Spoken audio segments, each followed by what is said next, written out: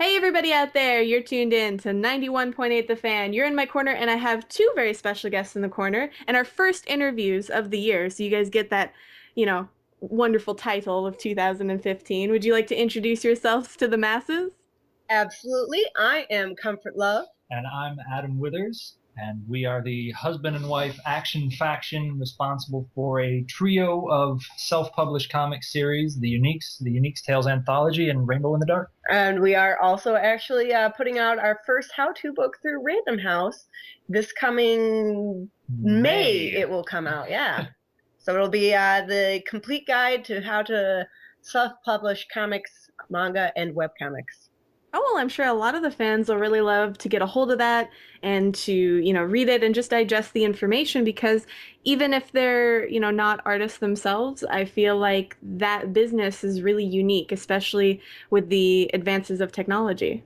Absolutely. It is, and we wanted to, one of our goals when we set out to do the book was to create something that would be more modern, that would take into account the changes in the field, because there's a lot of excellent books about making comics, about making manga, but a lot of them were either done a long time ago or were made by people who primarily work in an older style. So we wanted to be able to reach to the new and look to the future. Yeah, it seems too, a lot of people nowadays, especially in webcomics and things like that, are turning to Kickstarter or Patreon and are their digital distribution. And some people have no idea how to do any of that. Yeah. No, it's a hard world to traverse, and so that's why we wanted to sort of go through the entire process. And in the book itself, we go through concept and then through writing and all the way down to drawing and coloring, lettering, publication, marketing. Mm-hmm. We do the entire gamut of how to put together a book and sell it and get it out there. We've been self-publishing since 2008, and by 2009, it was our full-time job. Right, but it wasn't something we ever wanted to do.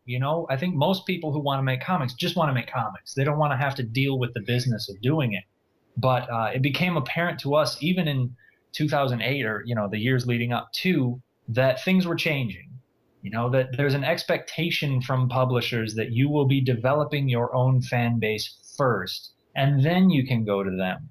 And so we set out to self-publish because we thought that was maybe the only way that we're going to get to do this thing. What we found out quite by surprise was that not only is it a lot easier than we expected to actually produce a comic, but that you can support yourself with it if you know what you're doing and figure it out. And work really hard. Work really hard.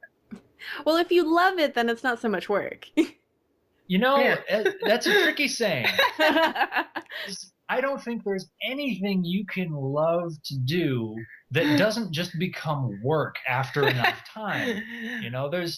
We get to draw for a living, and that's wonderful. But when you're drawing 10 hours a day, 7 days a week, with no vacations or breaks or time off really at all, it's still work. But yeah. I think there's a difference too between working at Kohl's and doing retail and you're just in between jobs versus doing what you love for a living. And It is tough.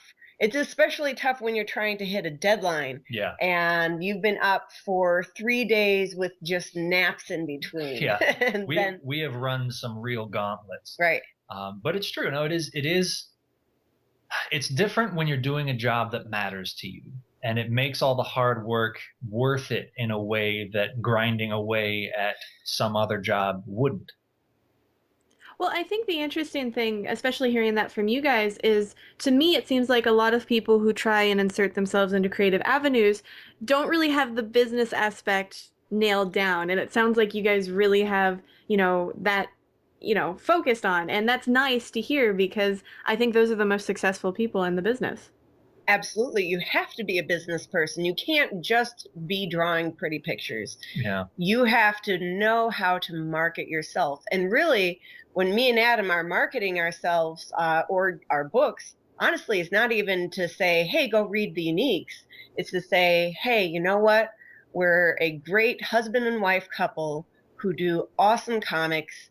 And if you like us, you should support our work because we do solid, awesome work. Yeah, it's a personality-driven thing. You are your product now. People are. It's part of the Kickstarter phenomenon. What Kickstarter has been able to capitalize on, and now Patreon is getting into that sphere as well, is that people want to be a part of something now. You know, people don't just want to buy products and be passive fans. They want to get involved. They want to do things. They want to have something to say. They want to interact with the people who create it. And if you make yourself open to them, if you make yourself available to them, then they get that much more excited about what you're doing, because it's not that they're just buying something from a store or reading some book that they found. They have a feeling of connection to the people who made it, a feeling of connection to the process of it getting made, you know? And that changes the whole landscape. It really does. Well, it's interesting because I see a lot of webcomic artists or artists in general who don't see the benefit of conventions. And I always have to turn around and be like, but conventions are where you get that interactivity that you can't get on social media. And you guys seem to have do a lot of conventions. I couldn't find your 2015 schedule, but we met at YomaCon, so. Yeah.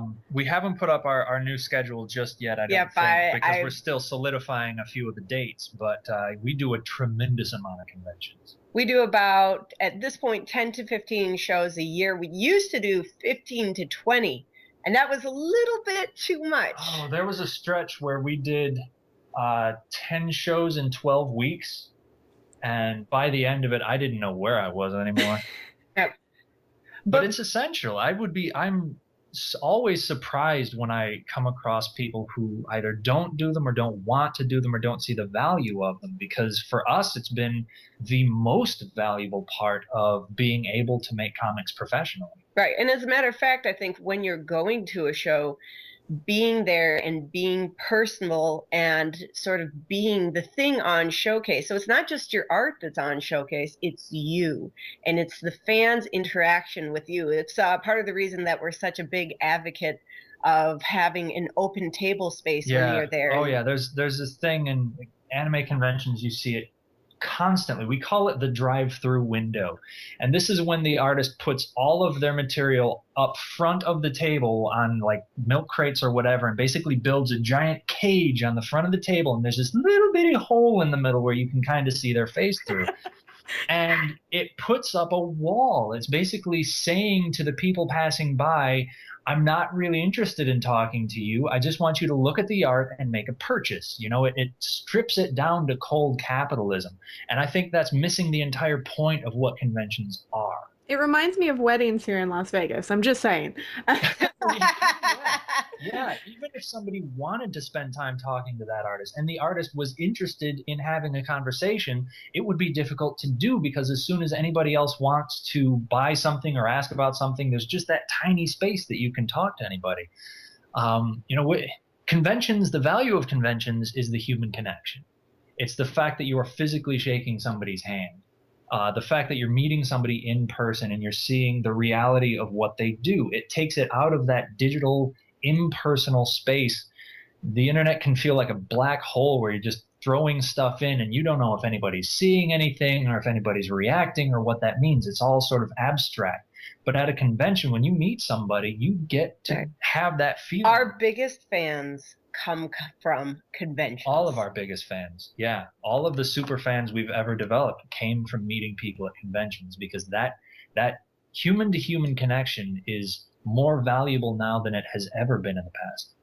No, I totally agree. I mean, when somebody approaches the booth and they're not interested in maybe the products there, or they just want to talk to a DJ, I usually get out from behind the table because there's more than just me, and I'll just talk to them.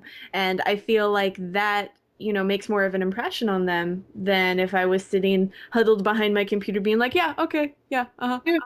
Yeah, it's why we go to conventions, right? I mean, if I just wanted to buy stuff, I could do that on my computer at home. You go to conventions to meet people, to talk to people, to see the show, to be part of it. Exactly, I totally agree. So, out of curiosity, I know you guys went to Collision Con, but are there any other conventions that are finalized that you want to promote to the fans? Oh my. Boy, a whole list. For sure, conventions. We'll be at AlmaCon this year, which is Michigan. Yep, in Alma, Michigan. We will be at Emerald City Con. We'll be at C2E2, ASEN, probably JFAX, Heroes. Definitely Heroes. Boy. Hopefully JFAX. JFAX is West Michigan convention. It's one of our favorites, but the dates are always squishy, so we hope to be back. Otakon, really like Anime Expo. Gosh, trying to think of New York Comic Con, YomaCon again for sure. Grand Rapids Comic Con, and I want to say that's it. We're going to a show in China this year. We're guests of a show in China. Oh, wow. Congratulations. Well, thank you. Yeah, they found us at Anime Expo, and apparently in China, they really love self-published work a lot. That's a thing there. Yeah. That'll be really interesting. And I just want to say to the fans, I can tell how hard you guys work because I met you guys in the green room, and you guys were sitting at the sofa, and you had your drawing materials out, and I was like, I really want to give them a card, but if they're working, I don't want to bug them. Oh. Well, you ask any of our friends, you never see us without having our drawing pads out. We constantly are drawing. It's just part of the job. We take our job very seriously. There's a lot of people who want to get into comics or just professional illustration, and they look at it like, well, I just want to be able to doodle in my sketchbook and get paid for it. But if you're not going to approach it professionally, then you can't make a profession of it. So, even in the green room, we were drawing, but honestly, when we're drawing, we're there to socialize, because if we couldn't do that, we'd never have the time to socialize, because doing this for a living just takes that much time. So at a convention, we'll have a lot of commissions we're working on, and either we can hole up in our hotel room and just work until we get them done, or we can go out and draw in public and hopefully still get to enjoy the conventions. And we're so happy that you came up and you gave us your card, and we're talking to you now. And that's what we hope that people generally do. And even though we might be drawing behind the table at a convention or whatever, we're there to talk to you, to interact with you. It's why we're all around the internet as well. Yeah. We want to make ourselves available. Yeah, definitely. And I'm sure the fans love to hear about that. But we're going to take a very short break here on 91.8 The Fan. So stay tuned, because when we come back, we'll talk more about their work. Hey, everybody out there, you're tuned in to 91.8 The Fan. My special guests are still here, alive and breathing. I swear to God. The flu didn't attack during the break, I promise. No, we're good. We're good. But no, I got the chance to go to your website and, sample some of your work, because you can actually read the first issue of both Rainbow in the Dark and the Uniques on your website. Mm-hmm. And I got to say, between the two, I like them both because they had very interesting styles. But I liked Rainbow in the Dark because of how you guys were playing with color. Yeah. Oh, yes. And I thought that was really interesting and unique. Well, that was one of the early things when we were first concepting the idea of Rainbow in the Dark, was this world of color and a world of black and white that are at war with each other about what gets to be reality. But the people in the gray world wouldn't know that any of that's happening. And having that interplay of the visuals was something that drew us to the idea right away. Well, and because we love color so much, we wanted to use it as a story element. So, as you get to those places in the issue where we do show color, it's such a contrast to that cold black and white, and it's so refreshing and it's interesting, and it brings you into the story itself. Yeah, Rainbow was a way, when we were looking at the art for Rainbow in the Dark, it was a way of showcasing all the things that set us apart as creators. First, the way that we treat color, because we do approach color from a much more naturalistic and vibrant place than a lot of other creators do, but also because we do all of our books in complete symbiosis. We write our books together, we draw them together, we color them together. When we're doing uniques, we're really trying to hide those scenes so that you can't tell that it's two people drawing and two people coloring. It's just a singular style. But in Rainbow in the Dark, when you're seeing people in black and white, I'm drawing them, and when you're seeing them in color, Adam's drawing them. And some characters will go back and forth over the course of the story. They'll go from the color world into the gray, or from the gray into the color, and then I'm drawing Comfort's characters or she's drawing mine. So it was a fun way of playing with the back and forth of us, and it reinforced the story because not only are the characters different in terms of black and white versus color, but there's a slight, very subtle change in the way that they're drawn from world to world. Well, one thing I really liked is how you introduced, at least in the first issue, the main female character, because she didn't have like some deep dark brooding depression thing going on, but she wasn't happy-go-lucky. She was normal, and that I kind of appreciated because as someone who generally, I don't keep up with the Marvel and the DCs as often as some of my friends. you know, Getting into a new story can be kind of intimidating because it's so heavy-handed in emotional baggage. You know what I mean? Yep. Yeah. Well, we wanted Donna, who's the main character of the story, to really be in every person for any new reader to come in. And Rainbow in the Dark itself is just a small series. It's 9 issues. And we wanted it to be something that you could come in, you love and enjoy, and then feel fulfilled because it's just one giant big book. I think the way that we approach our writing is always from a standpoint of being honest. Because I say honesty instead of saying realism. Too many times in comics and storytelling in general these days, when people say something's realistic, what they mean is it's really crappy. Like it's dark and mean and everybody's unhappy all the time. Everyone has a bad day every day. And that's not what reality is like. Reality is much more nuanced than that, and Donna is a perfect representation because her conflict in the story, when you meet her, it's not like she's running from some dark past or like she's just having a perfect life and everything's thrown into disarray. She's struggling to understand why she doesn't enjoy herself more, why she's so unfulfilled in the life that she has, even though there's nothing really wrong with it. It's not right somehow. And isn't that a feeling that we've all felt at one point or another in our own lives? And I think in doing that, it brings a universality to the story that you might not have had otherwise. Well, for the fans who want to, pick up the comic for themselves, where can they get it online? Rainbow in the Dark is actually, you can get it at Barnes or Amazon. We're up on Amazon. Right. But if you head to comfortandadam.com, you can find everything, all the things we do. And like you said, the first issues of both Uniques and are available free to read online. You can check those out and see what you think. You can even go to your local comic store and order Rainbow in the Dark from them as well. You can. Yes. Rainbow's available all over the place. Right. Uniques is sort of just getting started again. It's having its big relaunch moment right now, and that's going to have a wider release over time, but for now it's just on the web. Right. Well, Rainbow came out and it had all the awards and stuff like that, and people really loved it. It's the reason that we are guests of so many shows now.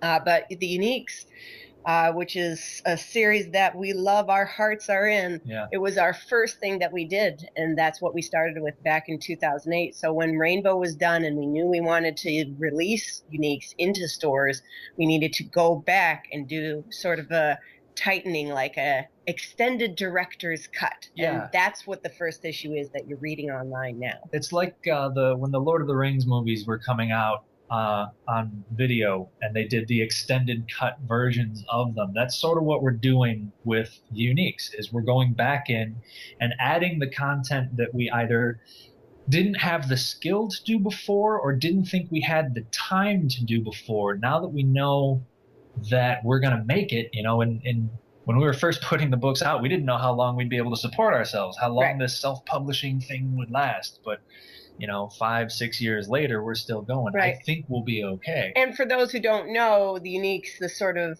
quick pitch for that is it's sort of like Teen Titans if it was on HBO. Yeah. And it's doing a lot of the things we were talking about with Rainbow. It's a story about a bunch of young people who happen to be superheroes, but it's mostly about their relationships and their friendships, their lives growing up. And in the early parts of the story, it's going to be a lot about them. It's that decision about who you want to be as an adult. What kind of person do you want to be, and how difficult it is sometimes to take that vision of the you want to be and actually put it into practice. Right. What compromises do you make to become the person who you want to be? And what are the things you refuse to compromise? And what are then the consequences of those decisions?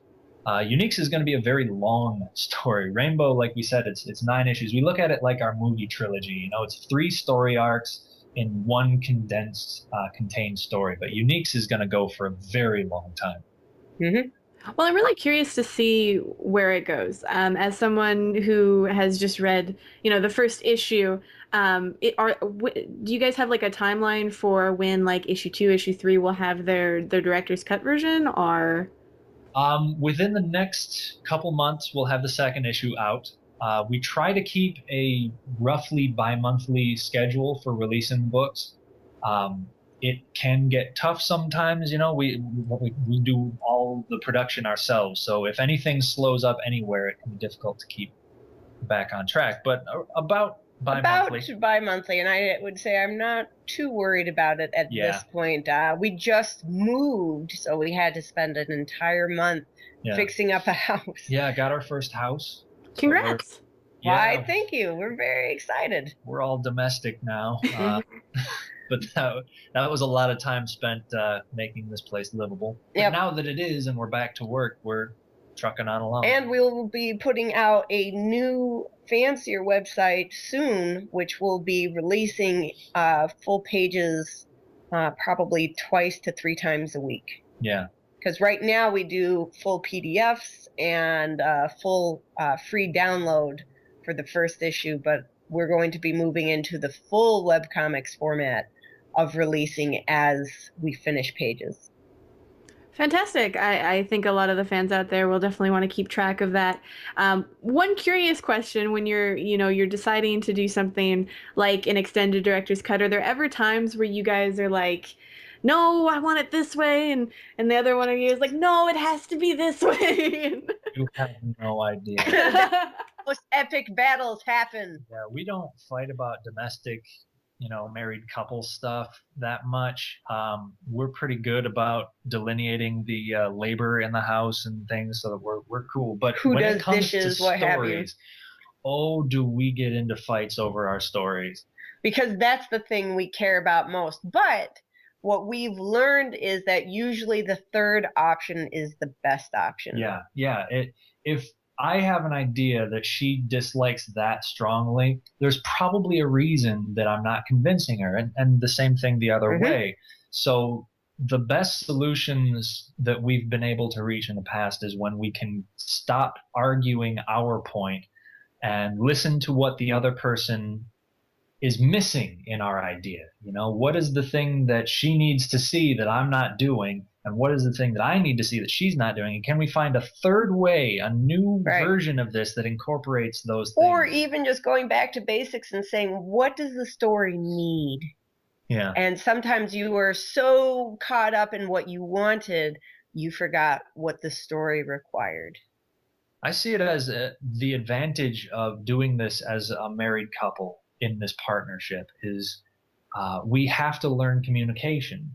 We can't just leave. We can't just storm off. We can't walk away from this. So you either it's not going to work between us, which isn't really an option. Nope. Or we find a way to communicate. We find a way to talk it out. We work our way through. And in getting better as business partners, we are improving our relationship. And in improving our relationship, we're becoming better business partners. See, I think that how-to book would be a bestseller. It's really, this is something, we were teachers for a lot of years and are teaching again now. And education and mentorship has always been very important to us. The things that we know about making comics, we mostly learned because we went to conventions and met people who were willing to sit down and talk to us about these things and look at our portfolios and tell us how we sucked and how to slowly diminish the process of sucking. And we want to pass that on. We desperately want to. We were Yep. ready to self-publish a how-to book, but Random House came to us. Yep. And when they came, they asked, would you be interested in doing a how-to book? Because they had seen our panels at conventions. And we said, well, yes, we have. Yeah.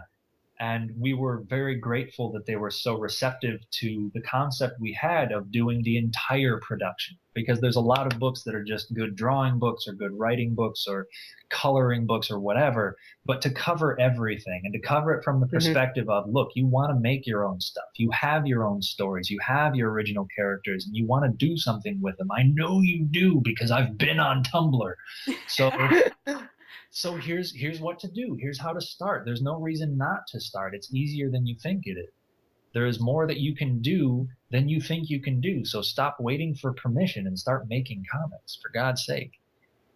Well, for the fans out there that want to keep up to date with what you guys are doing, you know, where can they follow you on social media?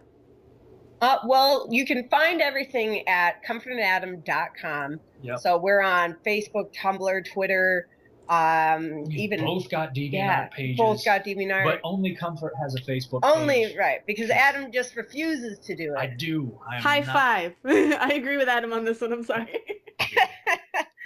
So I've got to do it for him. Yeah. I understand, honey.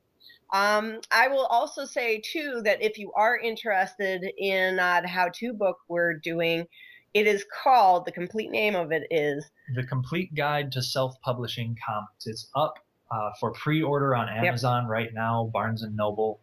So you can secure your copy now. It's a very large tome. It's very big, but it's got a lot of good stuff in it. Right.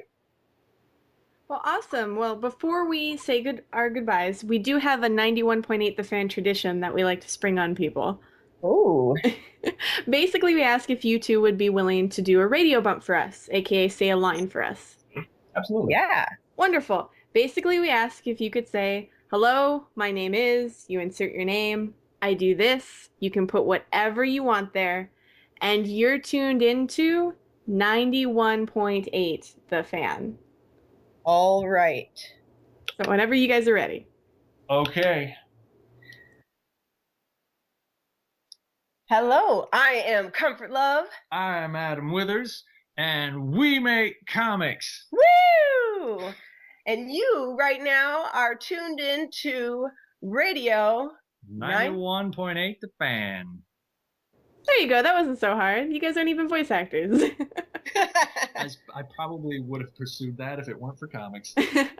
You'd actually be surprised how many voice actors, they see the numbers and because like they're not written down, they switch them. I've had some really weird combinations come up, like 24. Where'd that come from? I don't know. Point S, the slew. Exactly, yes. Well, is there anything else you want to say to the listeners out there? Any words of wisdom, dating advice, predictions for the end of the world? You've got to know yourself first. That's really, I think, the most important thing. And look for your best friend. Yes. Because if there is one thing that has led to our continued success, that has made everything possible for us, it's that we are best friends doing this together. Yep. Find your partner. Like if it's your, husband or wife or whatever, that's great. If it's just your, best bro, that's great too. Having a partner and doing this makes it so much better. Awesome. Well, thanks so much for coming on to the show today. And for any of the listeners out there that missed any of this interview, don't fret. You can find it on the website within the next few days. So keep your eyes peeled to 918thefan.com and your ears tuned to 91.8 The Fan, where we play everything you want and nothing you don't.